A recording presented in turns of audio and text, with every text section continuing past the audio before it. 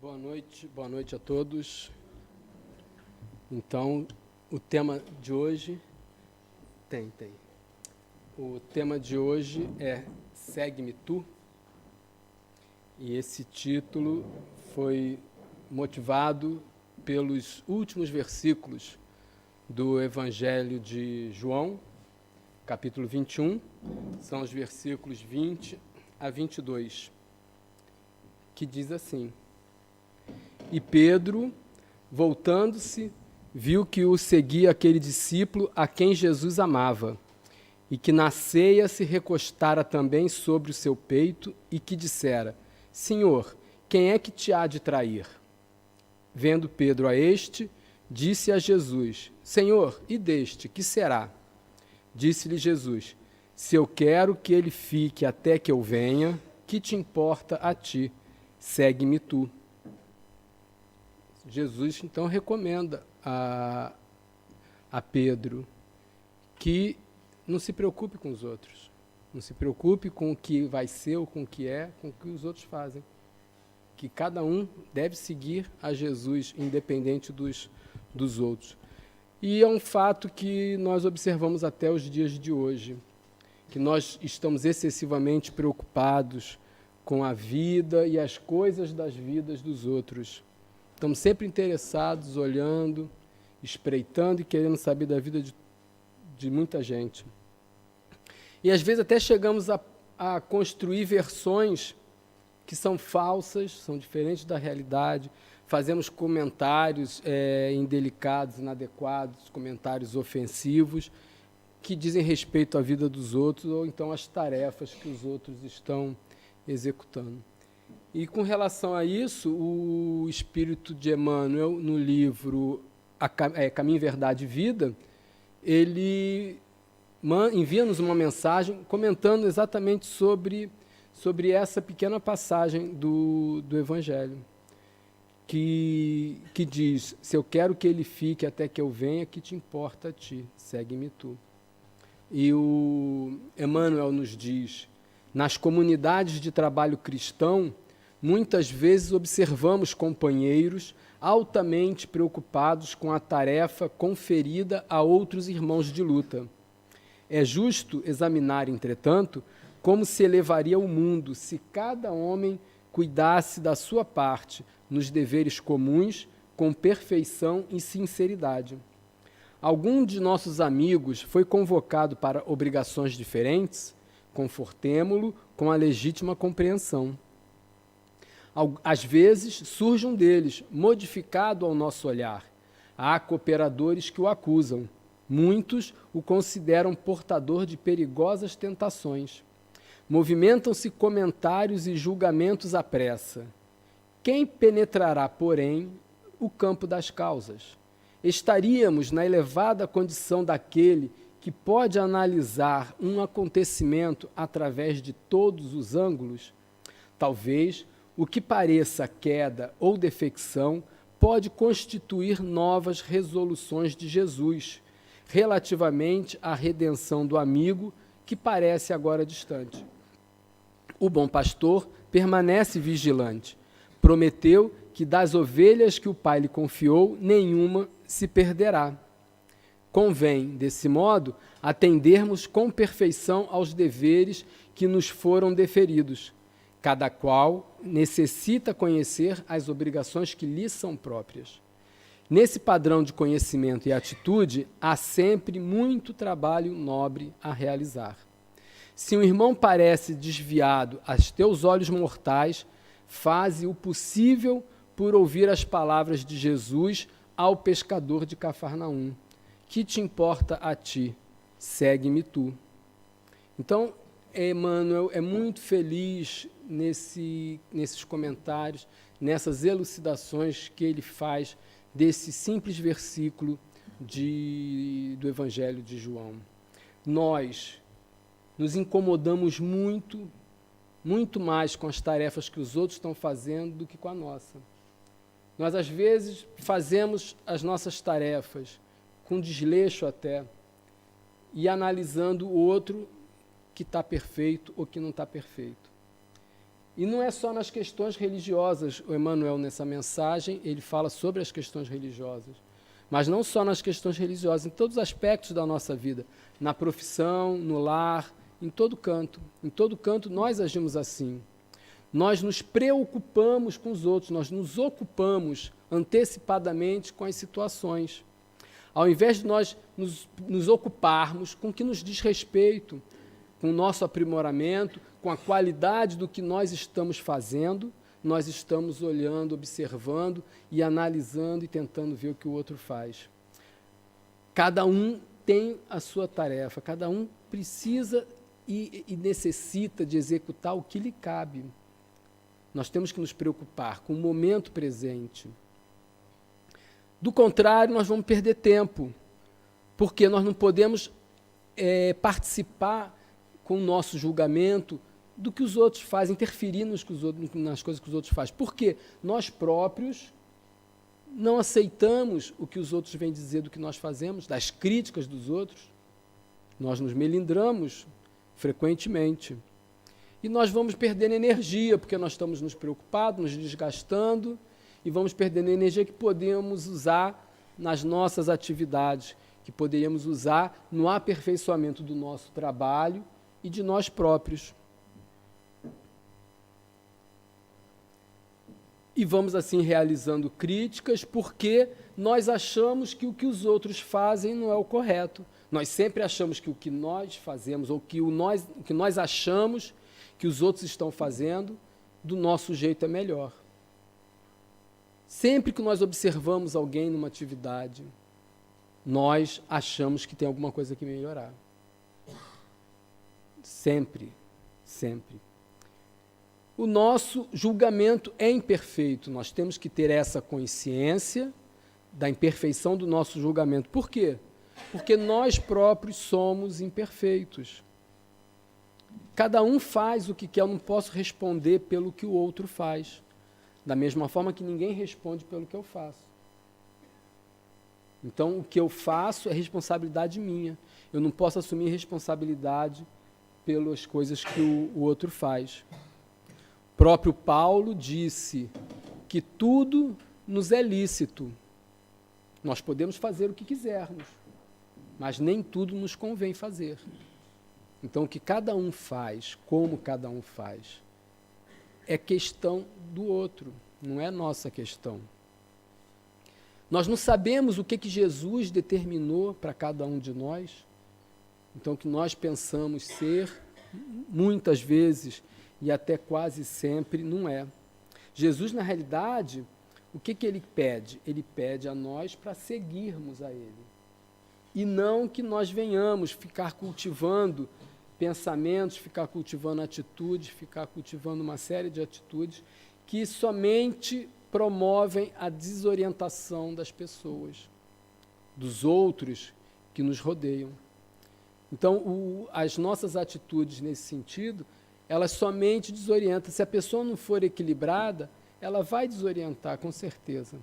E nós podemos ter essa certeza baseado no efeito que essas coisas causam a nós próprios. É simples. Nós não desorientamos-nos com as observações, com as críticas que as pessoas estão fazendo ao nosso trabalho? Sempre. Então é óbvio que os outros também acontecem.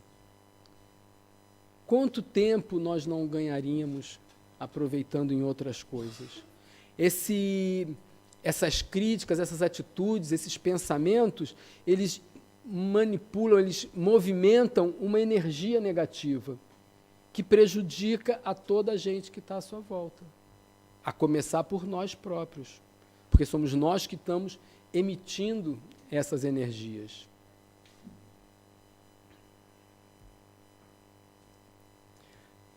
Para começar, nós não temos o conhecimento completo da verdade para proceder esse julgamento. Pelo fato da nossa imperfeição, nós não podemos, não conseguimos fazer um julgamento à luz da verdade absoluta. Nós não conseguimos. Então, tudo que nós interpretarmos vai ser relativo ao que nós conhecemos, ao que nós experimentamos. e nós ainda experimentamos muito pouco, se falarmos somente dessa encarnação. E se considerarmos as encarnações passadas, também ainda não fizemos muita coisa. Porque nós sabemos que muitos de nós repetem, caem nos mesmos erros, encarnação após encarnação. Nós encarnamos com determinadas propostas de mudança, de melhoria, de superação, reencarnamos e cometemos os mesmos erros. A literatura espírita nos dá diversos exemplos daqueles que encarnam, passam praticamente a encarnação sem fazer nada, passeando, do ponto de vista de evolução, e desencarna na mesma situação que encarnou. Então, nossa experiência é muito curta. Nós não temos conhecimento, nós não temos experiência suficiente para julgar os outros. Então, esse julgamento que nós emitimos, que valor tem? Apesar disso, quem é que pode dizer que consegue fazer um julgamento completamente imparcial? Ninguém. Nós ainda não conseguimos emitir pareceres, fazer julgamentos completamente imparciais. Nós sempre estamos, de alguma forma, colocando o nosso ponto de vista. Jesus não. Jesus, ele consegue. Jesus, ele conhece o coração de cada um. Então, ele pode julgar com causa. Jesus é o único que consegue penetrar no coração de cada um e conhecer exatamente as causas que movimentam, as causas que movem as atitudes, as intenções. Nós não temos evolução ainda suficiente. Quando Emmanuel diz que, às vezes, surge um deles modificado ao nosso olhar, o que significa isso? Significa que nosso olhar sempre vai olhar, vai analisar o próximo, o nosso irmão, diferente do que ele realmente é. Nós não temos a capacidade de conhecer perfeitamente. Nós não podemos fazer uma análise ampla das coisas. E isso tem a ver com a evolução do nosso planeta. Nós somos assim, nós habitamos esse planeta, existe uma relação. Os seres evoluídos que encarnam no planeta, eles o vêm com determinadas missões. Eles vêm cumprir trabalhos específicos. Nós não.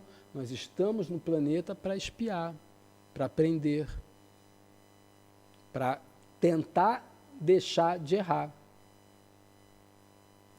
E, com isso, nós impedimos ou retardamos ou fazemos com que o planeta permaneça estacionado, ou pelo menos que seja uma força nesse sentido, de impedir que o planeta evolui. Porque, enquanto nós, habitantes do planeta, mantivermos-nos longe da evolução, nós prendemos o planeta nesse estágio. O planeta, como um organismo vivo, ele evolui, está evoluindo e vai evoluir, né? Nós já sabemos que nós estamos mudando de era, vamos dizer assim. O planeta está assumindo, está entrando num novo estágio evolutivo. O planeta agora está entrando numa fase de regeneração. Então é óbvio que nós, aqueles que não estivermos afinados, nós vamos estar fora daqui. Como aconteceu com os outros planetas que passaram pelas mesmas etapas. Por quê? Porque aqueles espíritos que habitam a Terra e que não ajudam a evolução, atrapalham. Porque quem não ajuda, atrapalha. Então, se eu atrapalho a evolução do planeta, eu não posso ficar aqui. Eu que vou fazer minha evolução em outro sítio. Aí, quando eu estiver em condições de coabitar com os meus irmãos, aí sim eu volto.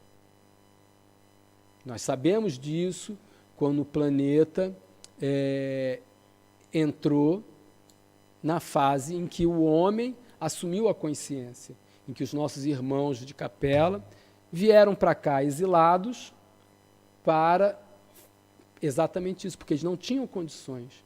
Então, eles vieram para o nosso planeta para evoluir, para corrigir aquilo que eles relutavam em corrigir. E com isso, como Deus é sábio, com isso eles alavancaram o progresso daqui, desse planeta. E é isso que nós, que não estamos de acordo pelas nossas atitudes, né?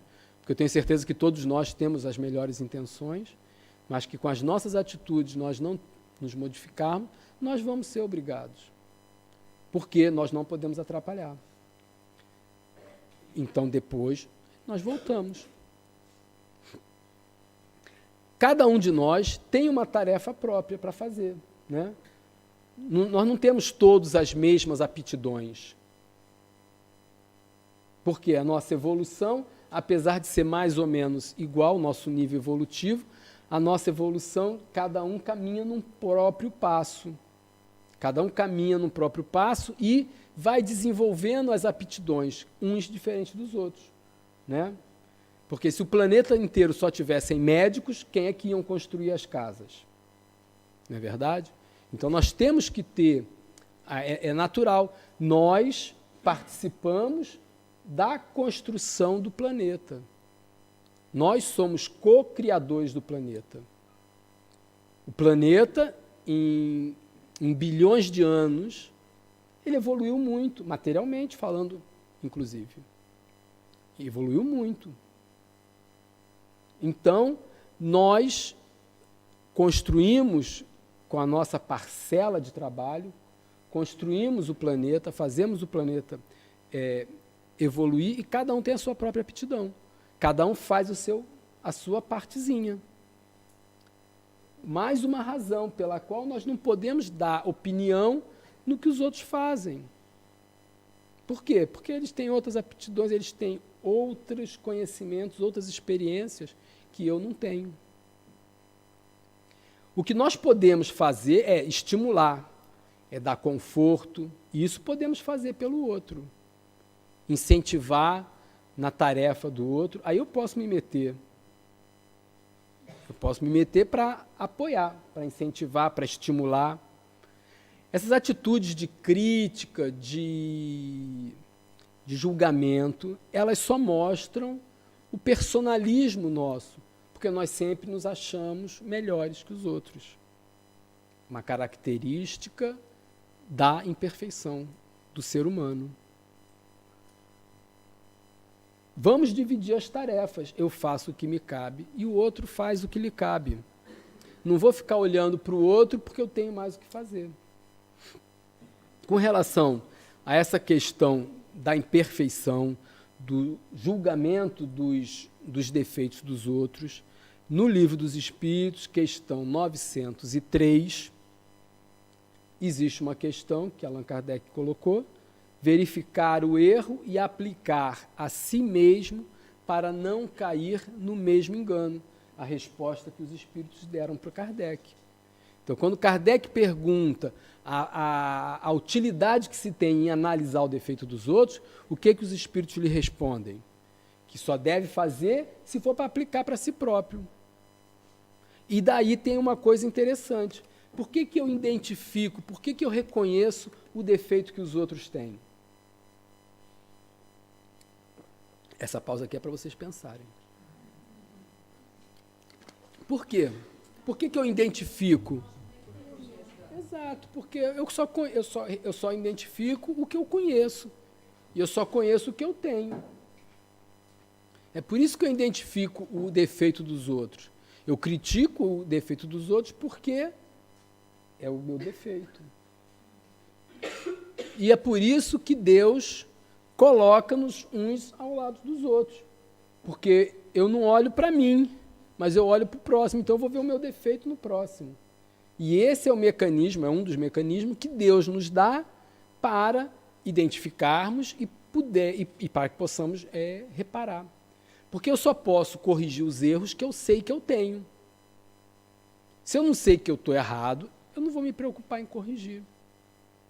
Não vou pensar nem que eu preciso corrigir. André Luiz diz que eu só devo me preocupar com o próximo se for para ajudar. Aí eu posso me preocupar com o próximo. Caso contrário, não. Já a Joana de Ângeles, no livro Jesus e a Atualidade, da série psicológica dela, ela diz o seguinte: em termos de psicologia profunda, a questão do julgamento das faltas alheias constitui um grave cometimento de desumanidade em relação àquele que erra. Jesus sempre foi severo na educação dos julgadores da conduta alheia. Muitas vezes é um ato de vingança contra a própria incapacidade de superar os erros. Isso é muito interessante que ela diz. Ato de vingança contra a própria incapacidade. Ou seja, eu não consigo superar os meus erros, então me vingo no próximo. Fazendo o quê? Julgando ele, criticando ele, apontando os erros dele. Porque assim todos vão olhar para ele, ninguém olha para mim e relativamente eu sou melhor que ele. Porque os erros dele estão em ênfase e não os meus. Então isso é um ato até de covardia. Jesus, ele sempre criticou o julgamento do que os outros fazem, né? Aquele exemplo, atire a primeira pedra, não é? Atire a primeira pedra quem não cometeu pecado. Ou seja, eu vou julgar o outro por coisas que eu próprio faço. Essas são atitudes que somente demonstram a exaltação do nosso próprio ego. Ou seja, quem identifica isso ainda percebe. Lembra que os espíritos dizem, observar o defeito dos outros é bom para aplicar a si mesmo, né? Então eu vejo que ele tem um ego exaltado. Só pensa em si, só olha para si. Com relação a essa questão do ego, tem um texto interessante que eu trouxe para mostrar, que fala exatamente sobre isso. Sobre as armadilhas que o nosso ego nos aplica. E diz assim: se você acha que é mais espiritual andar de bicicleta ou usar transporte público para se locomover, tudo bem. Mas se você julgar qualquer outra pessoa que dirige um carro, então você está preso numa armadilha do ego. Se você acha que é mais espiritual não ver televisão, porque mexe com seu cérebro, tudo bem. Mas se julgar aquele que ainda assiste, então você está preso em uma armadilha do ego. Se você acha que é mais espiritual evitar saber de fofocas ou de notícias da mídia, mas se encontra julgando aqueles que leem essas coisas, então você está preso em uma armadilha do ego. Se você acha que é mais espiritual fazer yoga, se tornar vegano, vegetariano, comprar só comidas orgânicas, comprar cristais, praticar reiki, meditar, usar roupas hippies, visitar templos, ler livros sobre iluminação espiritual, mas se você julgar qualquer pessoa que não faz isso, então você está preso numa armadilha do ego. Sempre esteja consciente ao se sentir superior. A noção que você é superior é a maior indicação de que você está em uma armadilha egóica. O ego adora entrar pela porta de trás. Vai pegar uma ideia nobre, como começar yoga, e então vai distorcê-la para servir ao seu objetivo, ao fazer você se sentir superior aos outros. E você começará a menosprezar aqueles que não estão seguindo o seu caminho espiritual correto. Superioridade, julgamento, condenação. Essas são as armadilhas do ego. Então, esse texto ilustra muito bem o que nós deixamos que o nosso ego faça conosco. Nós temos que estar conscientes, cientes, temos que estar mais ainda, temos que estar alerta com relação a isso. Nós temos que ligar uma lanterninha vermelha sempre que nós experimentarmos sentimento de superioridade, nós experimentarmos a vontade de fazer julgamentos ou condenar, nós estamos numa armadilha do nosso ego. Nós não devemos, nós não podemos, não é apropriado. Todos nós temos nossos problemas. Todos nós temos problemas, cada um tem o seu, e nós devemos lutar mesmo com esses problemas para ajudar os nossos irmãos. Nós não vamos esperar nos libertar desses problemas, porque nós não vamos conseguir. Então nós temos que, mesmo com os problemas, auxiliar os nossos irmãos. Por quê? Porque as nossas atitudes servem de exemplos para os outros, né? O caminho é de duas mãos.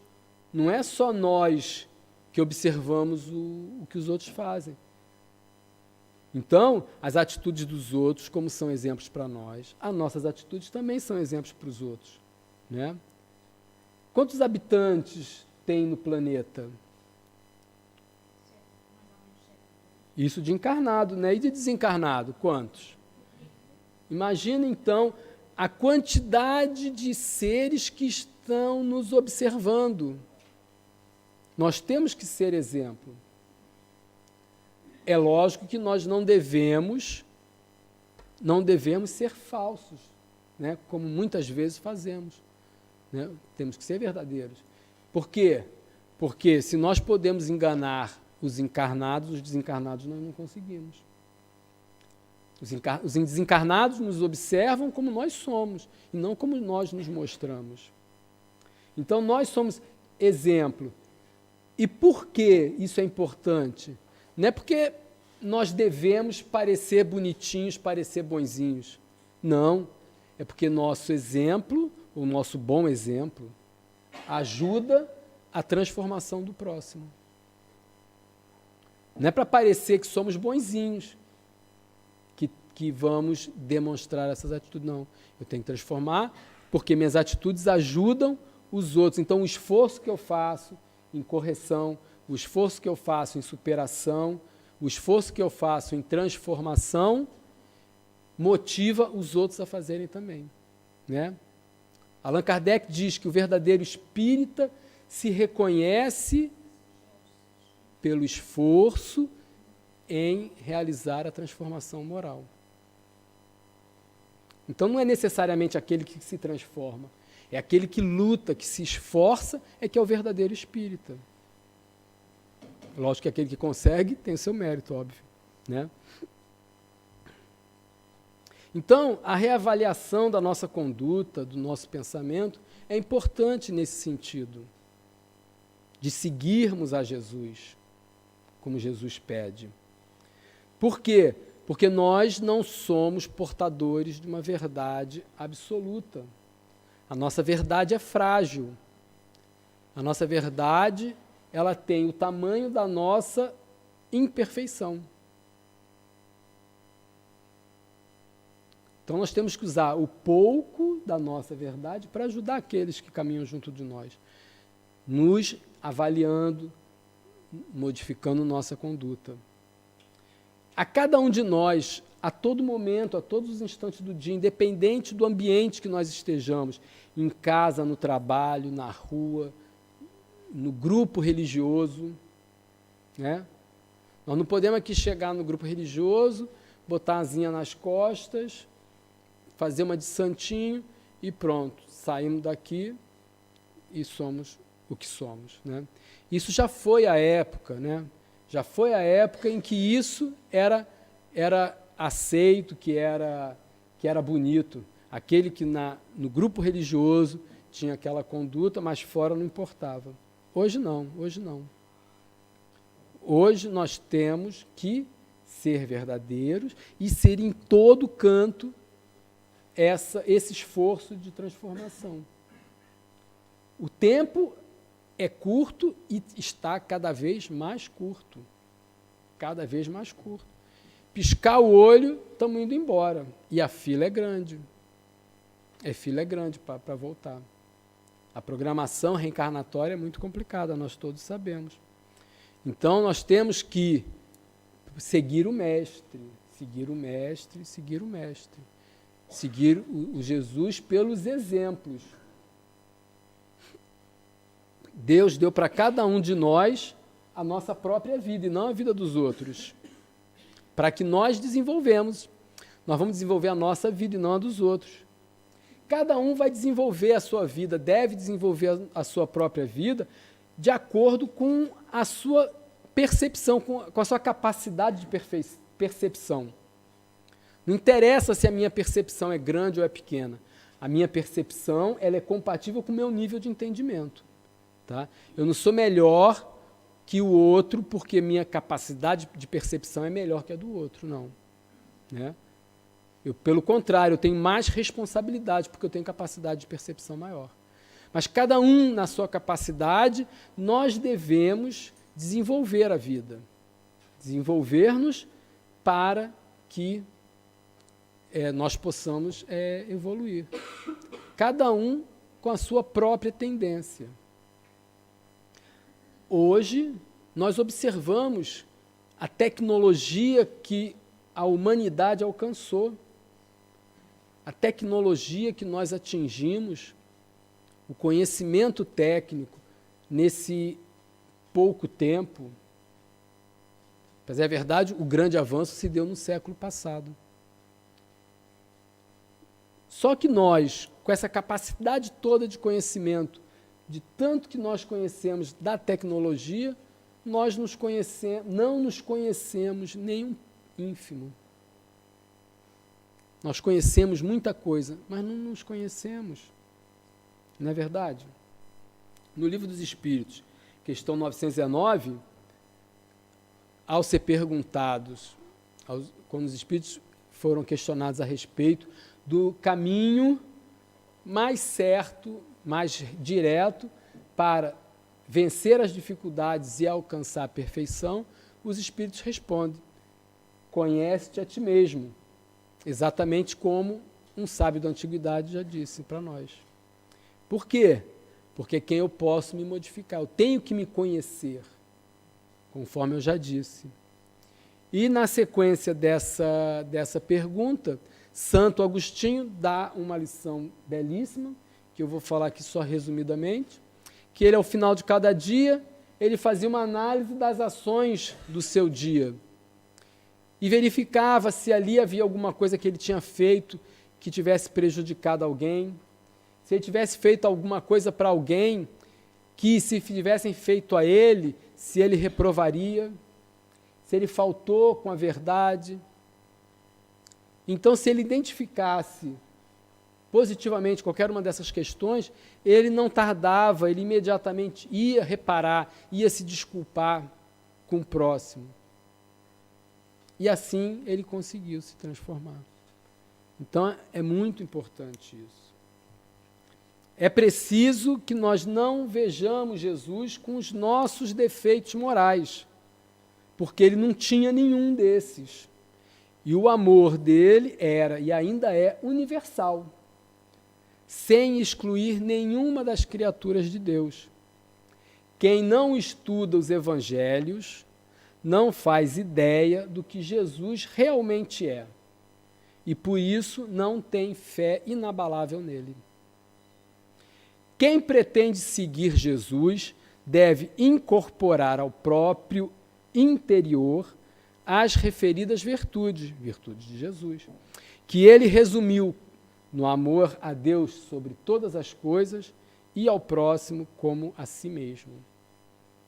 E que Jesus nos abençoe e nos ajude.